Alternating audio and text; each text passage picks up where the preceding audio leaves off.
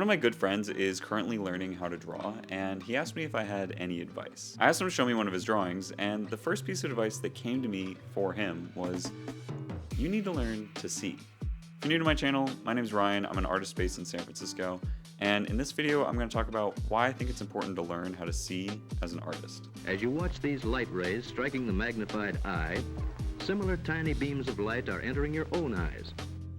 The reason that specific piece of advice popped in my head was because the drawing that my friend ended up showing me, no judgment to him, was lacking structure. It was drawn from his imagination, and I'm assuming that he was probably guessing at how to draw this figure. Now, I'm not saying that drawing from your imagination is bad. Right now, I am primarily making illustrations that look like this.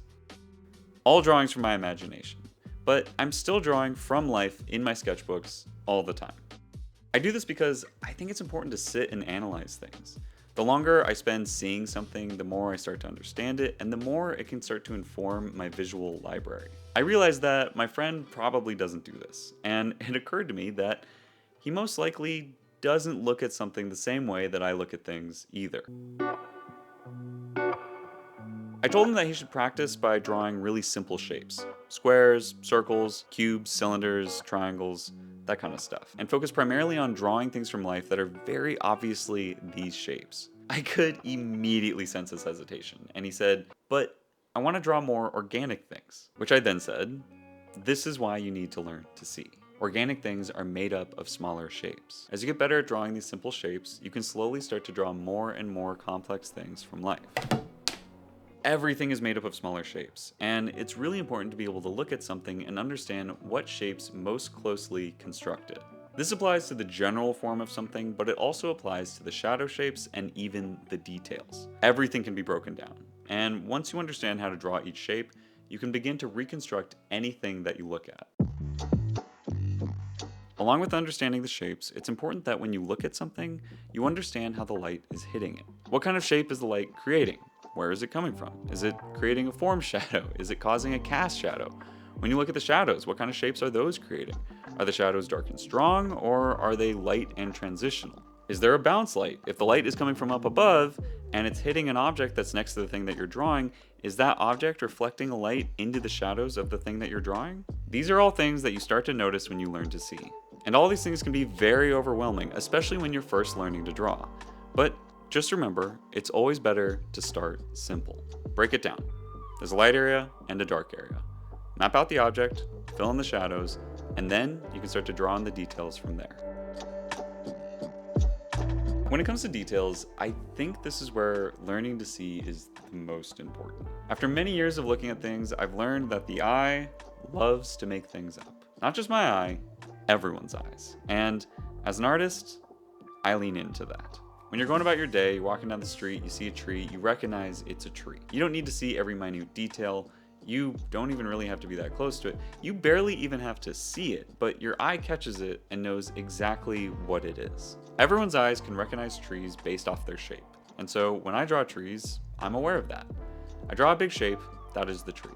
The tree has a large shadow shape, I draw that. But then when it comes to the details, I only draw what I consider to be the most necessary. I could spend hours drawing every single leaf, or I can just suggest them. Do you remember when I said that your eyes make things up? It's because when you look at something, your brain will fill in the information. You barely have to see something, but then your brain starts to fill in all of the details. This is the beauty of learning to see. You begin to understand what is absolutely necessary in order to capture the essence of the thing that you're trying to draw. You do not need to draw every detail. If the drawing is accurate enough, the viewer's brain will start to fill in the information for you. Learning to see will help you become more aware of how everyone sees. The other day, I was waiting for my friend outside of a grocery store and actually drew a tree. He was only in there for a few minutes, so I really didn't have that much time, but I was able to capture the trunk and the branches and the foliage at the top of the tree and even the shadow shapes and a few suggestions of detail.